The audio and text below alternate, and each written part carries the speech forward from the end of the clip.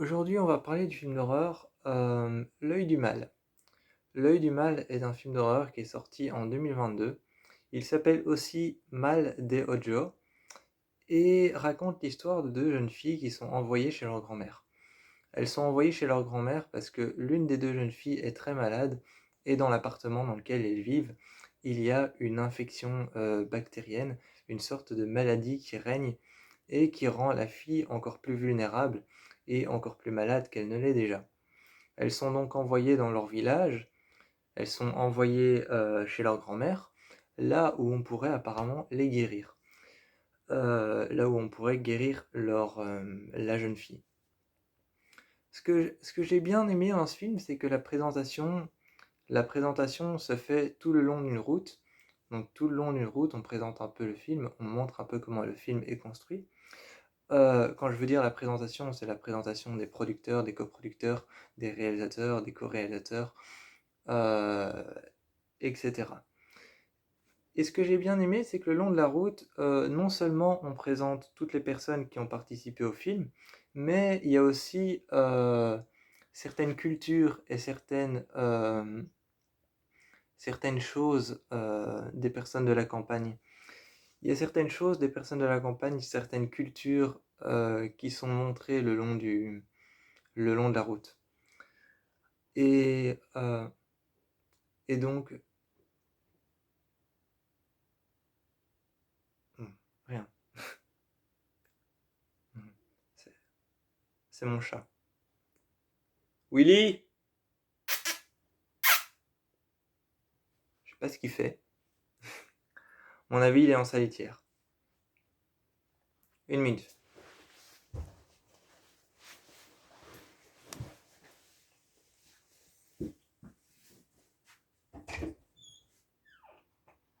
Willy!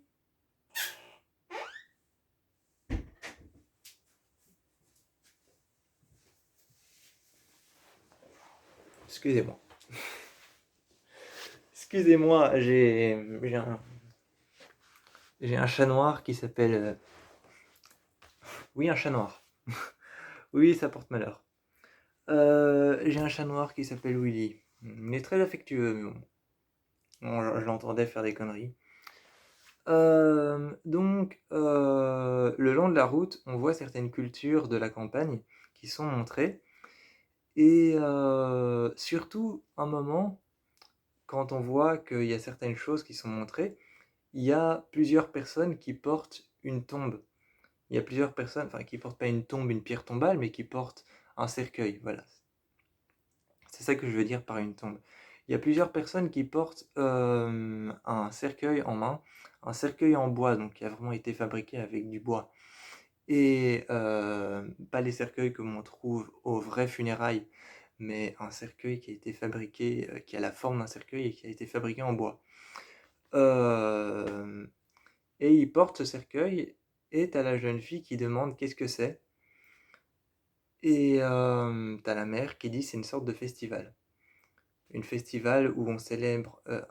de festival où on célèbre la mort, une sorte de festival pour les morts. Et t'as sa sœur à côté qui est un peu la sœur qui râle parce qu'elle a dû quitter la ville, elle a dû quitter son lycée, et elle doit partir comme elle le dit, dans un bled paumé. Et elle raconte que quand sa mère lui explique que c'est une sorte de festival pour les morts, et que c'est une sorte de festival, de cérémonie pour un dernier adieu et pour dire au revoir à jamais, t'as sa sœur qui commence à lui faire peur et qui dit que les morts reviendront la hanter et que les morts reviendront pour elle. Et voilà, une connasse. Une connasse, vraiment. Désolé, c'est parce que d'un côté j'ai mon chat qui fait du bruit et de l'autre côté j'ai les voisins qui marchent et des bagnoles qui passent. Donc c'est un peu perturbant. Oui, c'est un bon film, c'est vraiment un bon film. La grand-mère, la grand-mère, quand vous la verrez, elle est très très effrayante. La grand-mère, quand vous la verrez, elle est très effrayante. Elle porte des lunettes de soleil noires, comme ça, mais des grosses lunettes de soleil noires, un peu à la Kardashian. C'est vraiment la seule référence que j'ai trouvée, c'est les Kardashians. vraiment. Elle porte des grosses lunettes noires un peu à la Kardashian. Elle est, elle est habillée avec des vieux vêtements de la campagne et elle appelle tout le monde ma petite mère. C'est horrible. Les rêves dans ce film, les rêves sont juste parfaits. Ce que j'aime bien dans ce film, c'est qu'il est expliqué sous la forme du thème. Il est expliqué sous la forme du thème d'un conte. Il est expliqué comme un conte de fées. C'est-à-dire qu'au début, il y a une scène où elle s'installe dans la maison et il y a une jeune fille qui vit avec Josepha, la grand-mère. Il y a une jeune fille qui vit avec Josepha, la grand-mère, et qui raconte des contes, des histoires, des mythes et des légendes aux deux jeunes filles pour qu'elles s'endorment le premier soir. Et depuis qu'elle a raconté ce mythe, cette légende, ce conte, depuis qu'elle l'a raconté, eh bien tout le film tourne autour du conte, tout le film tourne autour de la légende, du mythe. Tout va tourner autour, chaque fois qu'il y a quelque chose qui fait peur, ça va commencer par «et c'est ainsi» et ça se terminera comme ça. Ou alors «et elle fut comme ça» et elle continua comme ça et c'est ainsi que ça se terminera. Et chaque fois on entend chaque fois qu'il y a un moment qui fait peur, on entend quelque chose qui dit «et c'est ainsi que ça se terminera» et c'est ainsi qu'elle rallongera son terme. On entend des phrases comme ça, vraiment, on entend des phrases qui racontent un peu le moment qui a fait peur et qui expliquent pourquoi il a fait peur et de quelle partie de l'histoire, de quel endroit dans l'histoire et de quelle partie de l'histoire il fait partie.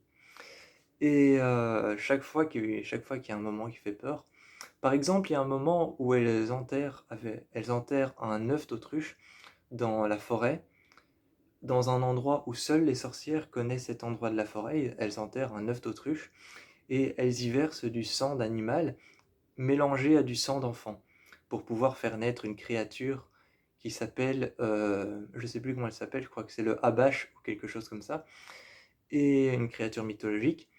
Et, euh, et justement, tu as une voix derrière qui raconte et qui dit et seuls les endroits et seules les sorcières de la forêt connaissent cet endroit particulier de la forêt. Et quand elles sont allées chez la sorcière, il y a justement une fille qui voulait pas rentrer et une fille qui voulait rentrer. Donc qui était persuadée que la sorcière allait les aider. Et t'as une voix derrière qui raconte encore une fois que l'une des jeunes filles était persuadée que cette sorcière allait les aider et que l'autre était très repoussée par l'idée de rentrer à l'intérieur. Elle était très sceptique à l'idée de rentrer à l'intérieur et de faire confiance à une sorcière. Donc le film tourne entièrement comme ça autour de quelque chose qui fait peur, d'un récit, d'une histoire. Et chaque fois qu'il y a quelque chose qui fait peur, on revient à cette histoire, on re-raconte l'histoire et on essaye de te montrer dans quel passage de l'histoire, sous la forme d'une phrase, d'un mot, sous la forme d'une phrase, d'un mot, on essaye de te raconter, comme si tu étais toujours dans l'histoire, on essaye de te raconter euh, à quel endroit ce qui se passe fait partie de l'histoire. Et c'est pour ça que j'aime beaucoup ce film. D'ailleurs, la sorcière est terrifiante. La sorcière est terrifiante.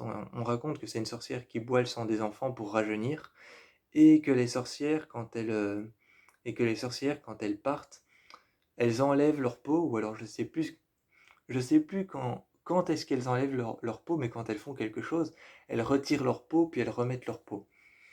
Et il y a deux moments dans l'histoire où l'une des deux filles trouve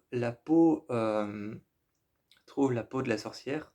Un moment, la fille la plus âgée fait un rêve, et dans la partie du film qui fait peur, juste avant, on racontait que l'une des deux filles était un jour allée faire confiance à la sorcière pour pouvoir être guérie de quelque chose, et que plus tard, dans une citrouille, l'une des deux filles avait trouvé l'une des deux filles dans une citrouille avait trouvé justement une peau de sorcière, donc une peau humaine de sorcière, avait trouvé la peau de la sorcière, et que c'était au moment où l'une des 2 filles était tombée malade et commençait à tomber de plus en plus malade, gravement malade comme sa sœur. Et donc, juste au moment où il y a ce passage terrifiant où l'une des 3 filles trouve l'une des 3 filles parce que dans l'histoire, dans le conte, la légende, le récit, le mythe, dans dans je viens de me rendre compte que j'ai utilisé 3 mots qui veulent dire la même chose. Pléonasme. Donc dans le mythe, en fait, il y a 3 sœurs, mais dans l'histoire du film, il y a 2 sœurs. Et et dans le mythe, il y a une sœur qui tombe malade et les 2 autres sœurs, font confiance à une sorcière pour guérir leur sœur. Et quand elles font confiance à la sorcière, l'une des 3 autres sœurs tombe malade et celle qui n'est pas tombée malade restera avec la sorcière pour toujours. Et hem et donc il y a quand même des liens entre le mythe et entre l'histoire. Et donc, l'une de ces 2 sœurs, trouve une peau à l'intérieur d'une citrouille dans le mythe, donc dans le récit, et trouve la peau de la sorcière. Et la peau de la sorcière, quand les jeunes filles pour tuer la sorcière, parce qu'elles étaient bien décidées à tuer la sorcière qui avait rendu leur sœur malade, pour tuer la sorcière, elles avaient pris la peau de la sorcière et elles avaient mis du sel à l'intérieur pour pouvoir la tuer. La seule chose qui pouvait tuer une sorcière, c'était le sel.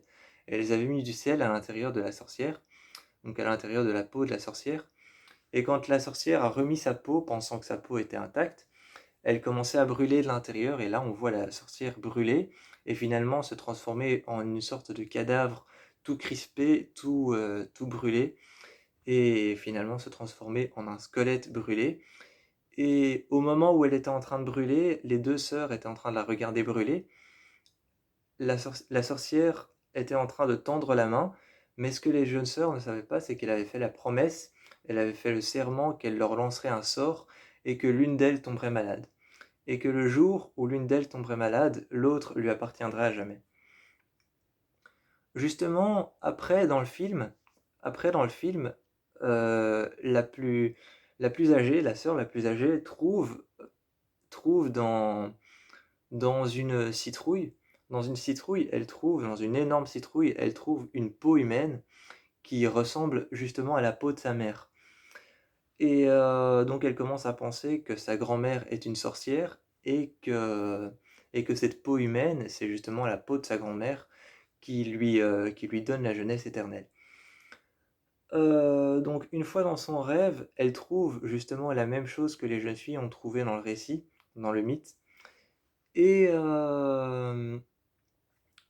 et donc, il y a toute une histoire au bord d'un récit, d'un mythe, et il y a toute une histoire au bord d'une histoire, une vraie histoire. C'est ça que j'aime bien dans ce film, c'est que c'est le switch entre les deux et le twist entre les deux histoires. C'est ça que j'aime bien, c'est le switch entre les deux histoires et le twist entre le mythe et entre la réalité. Et donc,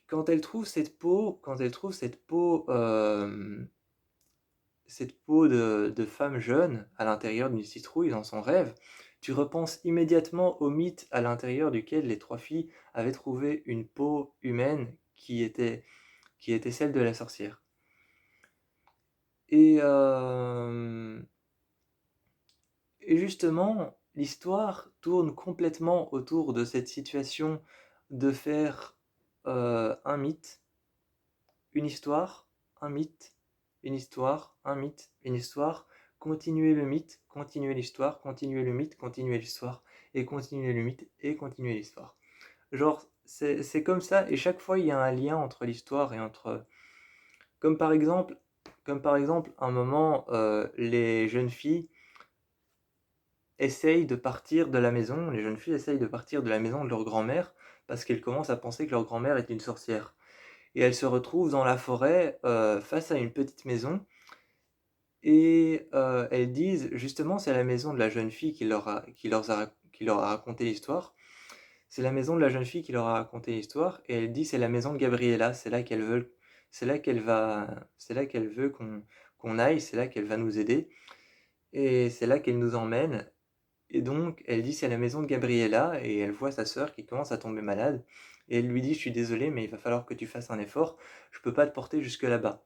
Et arrivée à la maison de Gabriella, elle rentre tout seule, et elle voit Gabriella nue avec un homme en train de se couvrir de sang et de se faire des entailles dans le bras. Et justement, juste avant, dans le mythe, il y avait la même chose. Les jeunes filles étaient invitées par la sorcière. Les deux jeunes filles étaient invitées par la sorcière dans exactement la même maison. Donc le film tourne exactement comme ça. Le film tourne en spirale comme ça autour d'un mythe et d'une histoire réelle. Sauf qu'à la fin, le truc chiant à la fin du film, c'est que le, le retournement de situation n'est pas clair. Le retournement de situation n'est pas clair. À la fin, elle réussit à tuer sa grand-mère. À la fin, elle réussit à tuer sa grand-mère. Mais finalement, elle tue pas sa grand-mère. Puis c'est sa mère qui agit comme une sorcière. Et en fait, à la fin, le retournement de situation peut donner plusieurs hypothèses. Moi, mon hypothèse pour le moment, c'est que sa grand-mère était dans le lit, elle a tué sa grand-mère, elle pensait avoir tué sa grand-mère, mais elle a tué sa mère, et c'est finalement sa mère qui est devenue une sorcière. Et à la fin, je crois que c'est ça la meilleure explication, parce qu'à la fin, on explique que c'est comme ça quoi, que les sorcières perturent. C'est comme ça que les sorcières font perdurer leur, euh, leur descendance. C'est comme ça que les sorcières font en sorte que leur descendance soit éternelle. C'est en tuant la mère, et une fois qu'on a tué la mère, donc qu'on a commis un matricide, on fait perdurer la descendance des sorcières, et la sorcière reviendra éternellement, mais il y aura toujours une fille qui lui appartiendra. Et justement, à la fin du film, il y a la sorcière qui réapparaît, et qui attaque l'une des jeunes filles quand elle devient une jeune femme, donc quand elle a ses règles. Et donc quand elle devient une jeune femme, la sorcière l'attaque, et t'entends une voix, encore une fois, la même voix qu'il y a la même voix qu'il y a dans le mythe, qui dit les sorcières font perdurer justement leur, euh, leur arbre généalogique. Les sorcières font perdurer leur généalogie au travers du matricide d'une mère, donc au travers de la mort d'une mère, au travers d'un enfant qui aurait tué sa mère. Et dans le mythe, justement, ils expliquent après qu'il y avait justement l'une des filles qui faisait confiance à la sorcière parce qu'elle avait commis un matricide, elle avait tué sa mère. Donc le film fonctionne comme ça, et c'est ça qui est super cool dans ce film, c'est ça qui est génial. Donc je vous encourage vraiment à aller voir L'œil du mal ou Mal de Ojo, et moi je vous fais plein de bisous.